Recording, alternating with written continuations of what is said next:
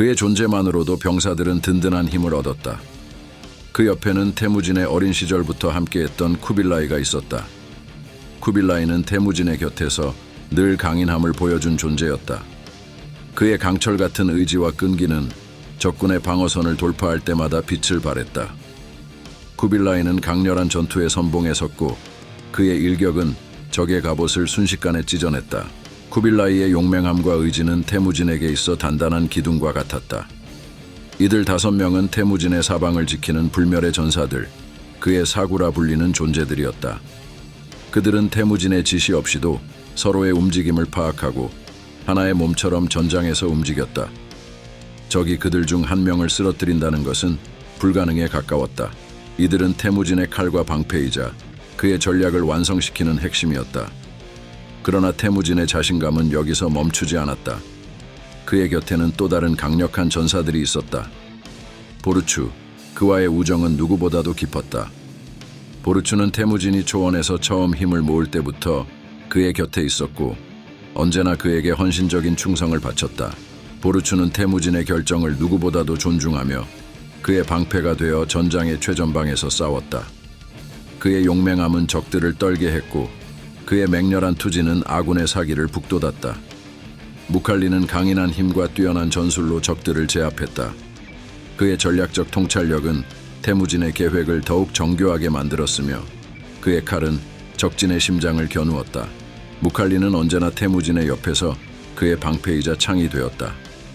그는 전투의 선봉에서 길을 열었고 태무진의 명령을 단 한 번도 어기지 않았다.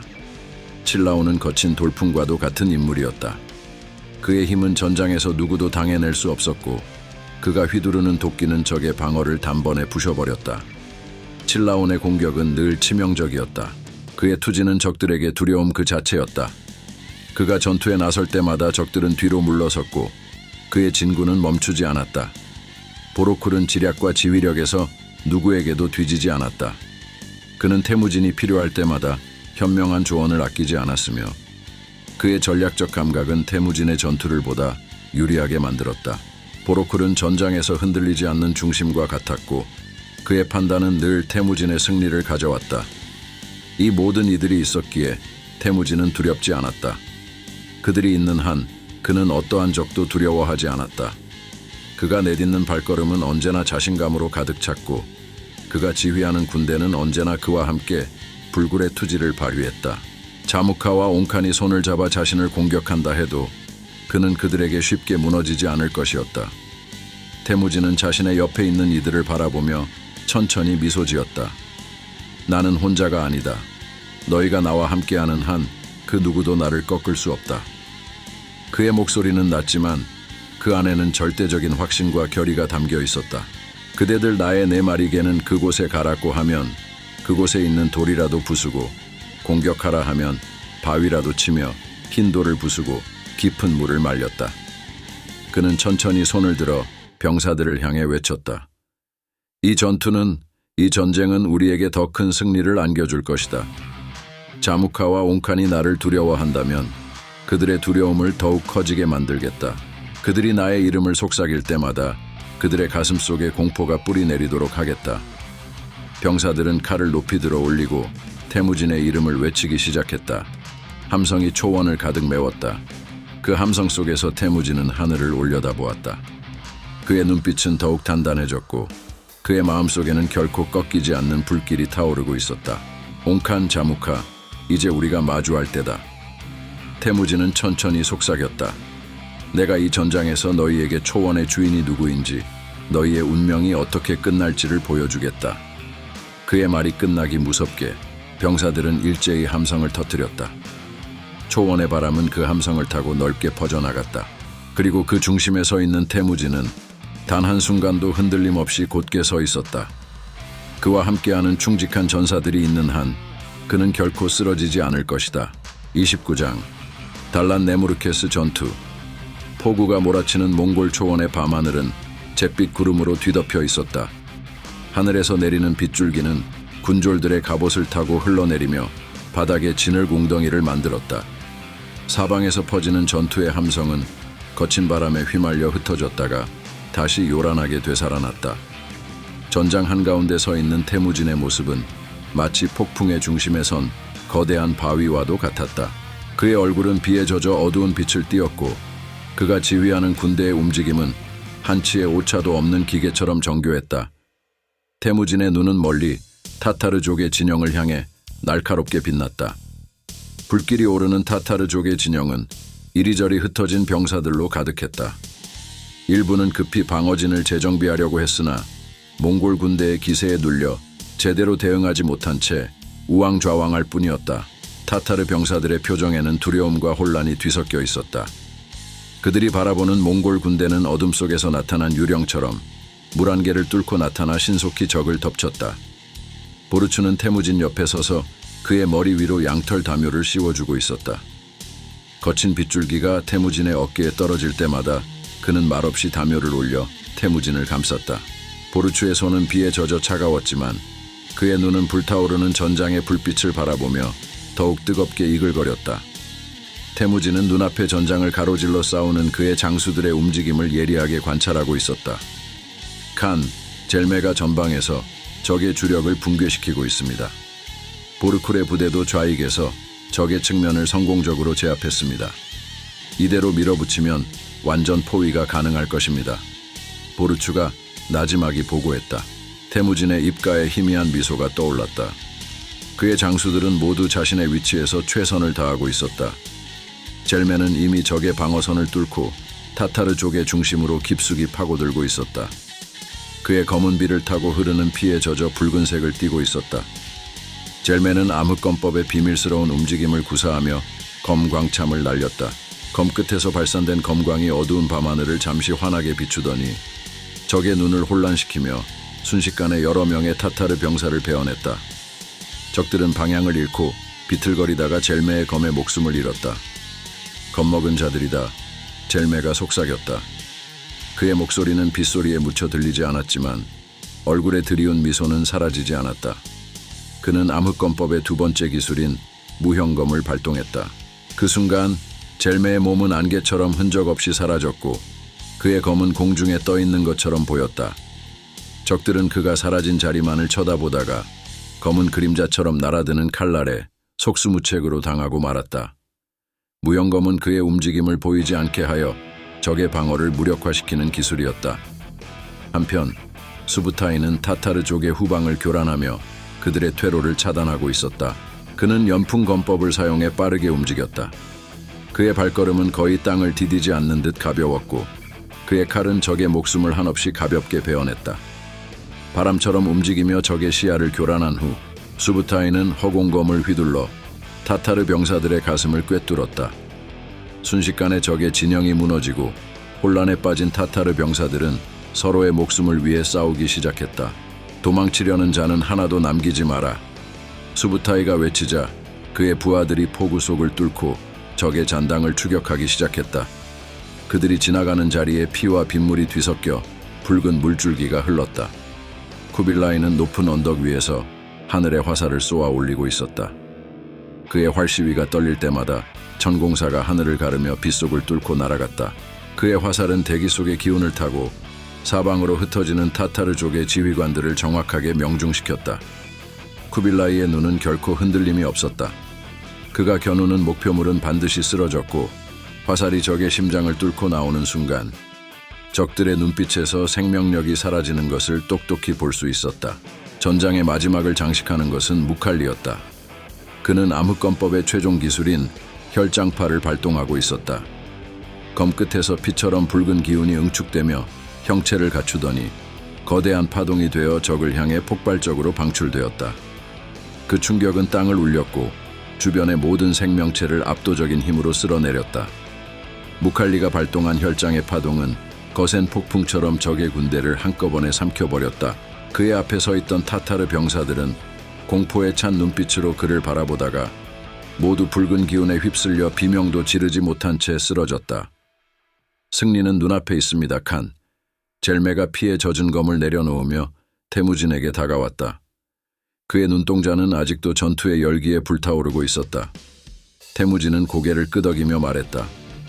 적은 더 이상 설 곳이 없다. 남은 병사들까지 모두 처리하라. 타타르족의 씨를 남기지 말라.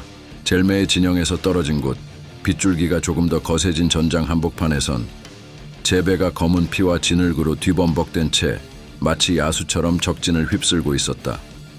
그는 키 큰 적병을 두 팔로 휘감아 번쩍 들어올리더니 아무런 망설임도 없이 바위에 내리쳐 그 머리를 산산조각냈다. 금속이 부딪히는 소리, 비명이 뒤섞인 전장의 혼돈 속에서도 제베의 야성적인 함성은 뚜렷하게 들려왔다. 그의 눈동자는 전투의 열기로 이글거렸고 얼굴에는 적혈이 흘러내리며 깊은 고뇌와 분노가 뒤섞인 야수의 표정이 번져 있었다. 우리가 누군지 잊지 마라. 우리는 죽음의 메신저다. 제베의 목소리가 적의 머리 위로 울려 퍼졌다. 그는 타타르 병사들이 죽음을 직감하고 도망치려 할 때마다 엄청난 힘으로 그들을 잡아챘다. 검이 아니라 맨손으로 목을 조르거나 두개골을 부셔버렸다. 그의 근육은 폭우로 인해 미끄러운 진흙 속에서도 확고하게 적의 움직임을 제압했다. 그러나 제베의 진정한 야성은 그가 발동한 무공에서 절정을 이뤘다. 암흑검법의 응용 기술인 혈혼장을 발동한 제베의 손에서 어두운 기운이 뿜어져 나와 적병들의 생명력을 강제로 끌어냈다. 그의 손끝이 닿는 곳마다 타타르 병사들은 고통의 비명을 지르며 그 자리에 쓰러졌다. 그들의 생명력은 검은 연기처럼 제베의 몸 안으로 흡수되었다. 그가 흡수한 피와 혼백은 더 강력한 내공으로 전환되었고 그의 육체는 더욱 견고해지고 빠르게 변해갔다. 적들은 그를 보고 더 이상 인간이라 부를 수 없었다. 제베는 이제 진정한 야수의 모습으로 변모해 앞에 서 있는 모든 생명체를 사냥감으로 바라보고 있었다. 그때 빗줄기를 뚫고 돌풍처럼 달려드는 한 전사가 있었다. 초노였다. 그는 숨을 헐떡이며 제베가 싸우는 전장에 도착하더니 그의 눈에는 이전의 온화함이나 망설임은 온데간데 없고 야성적인 불꽃만이 번득였다. 그의 옷은 이미 피와 진흙으로 범벅이 되어 있었고 손에는 피에 젖은 장검이 들려 있었다. 초노의 입술은 희미하게 떨리고 있었고 그 떨림 속에서 드러나는 건 전율과 같은 흥분이었다. 제베, 초노가 외쳤다. 내게도 그 힘을 가르쳐줘. 적을 짓밟고 부수는 힘을. 더 이상 나는 두려워하지 않아. 제베는 잠시 동안 멈춰 초노를 바라보았다. 그에게서는 한때 찾아볼 수 없었던 무자비한 야수의 기운이 느껴졌다. 제베는 미소를 지으며 고개를 끄덕였다. 좋다 초노. 그럼 보여줘라. 야수는 결코 물러서지 않는다. 물러서기 시작하면 사냥감이 될 뿐이다. 초노의 몸은 이미 제베의 영향으로 전투의 폭력적인 기운에 감화되어 있었다. 그는 자신의 장검을 높이 들고 천둥의 춤을 펼치기 시작했다. 빠르고도 거칠게 휘몰아치는 움직임은 그의 몸을 감싼 빗물과 피가 이리저리 튀어오르도록 했다. 검은 빛이 그의 칼날을 감싸고 그가 한 발짝 내디딜 때마다 땅은 흔들리며 적들의 발밑에서 힘없이 무너져 내렸다. 초노의 검에서 번쩍이는 전류가 뿜어져 나와 그의 공격이 닿는 모든 타타르 병사들을 감전시켰다. 그들은 경련을 일으키며 비틀거렸고 초노는 그 틈을 놓치지 않고 번개배기를 휘둘러 그들의 목숨을 베어갔다. 초노의 공격은 점점 거칠어졌고 그의 검술은 마치 폭풍 속의 번개처럼 예측할 수 없이 날카로웠다. 그의 눈빛은 제베가 본 적 없는 흉포한 야성으로 가득 차 있었다. 그는 앞을 가로막는 적들을 가차없이 베어내며 진흙탕 속을 빠르게 질주했다. 그의 손끝에서 펼쳐지는 천둥소리 기술이 발동되자 전장 전체가 진동했다. 강렬한 음파가 퍼져나가며 적의 장비를 부수고 그들의 귀를 찢어 발겼다. 타타르 병사들은 머리를 감싸며 비명을 질렀고 초노는 그들 사이를 누비며 무자비하게 휘둘렀다. 이것이 바로 진정한 전투인가? 초노는 스스로에게 중얼거리며 더욱 깊은 몰입감에 빠져들었다. 그의 가슴은 미친 듯이 뛰었고 모든 감각이 날카롭게 깨어났다. 제베는 그를 지켜보며 무언가 각성한 듯한 미소를 지었다. 네오도 야수가 되었다 초노. 제베가 낮게 말했다. 이제 너도 우리의 전투에 어울린다. 초노는 이 말에 대답하지 않았다. 그는 이미 전장의 야수, 그 자체가 되어 있었다. 그의 눈앞에는 적의 목숨을 하나하나 앗아가는 것 외엔 아무것도 보이지 않았다. 초노의 검은 그가 지나가는 자리마다 피로 물들었고 그의 발걸음이 닿는 곳마다 적들은 두려움에 떨며 무릎을 꿇었다. 제베와 초노, 두 야수는 이제 적진의 한가운데서 포효하며 타타르족의 병사들을 쓸어내고 있었다. 제배가 적을 부수는 맹렬한 힘이라면 촌호는 번개의 속도로 적의 목숨을 베어내는 날카로운 칼날이었다. 그들은 마치 서로의 움직임을 미리 알고 있다는 듯 완벽한 조화를 이루며 적을 제압해 나갔다. 모두 죽여라, 촌호가 외쳤다. 그의 목소리는 이미 인간의 것이 아닌 듯 기괴한 울림을 지니고 있었다. 그가 번개 같은 속도로 적의 진영을 가로지르며 칼을 휘두를 때마다 타타르 병사들은 마치 벼락에 맞은 듯 땅에 쓰러졌다. 제베는 그의 뒤를 따르며 적의 목숨을 잔인하게 끊어냈다. 두 전사의 야성은 폭우와 천둥 소리를 뚫고 전장을 지배하고 있었다.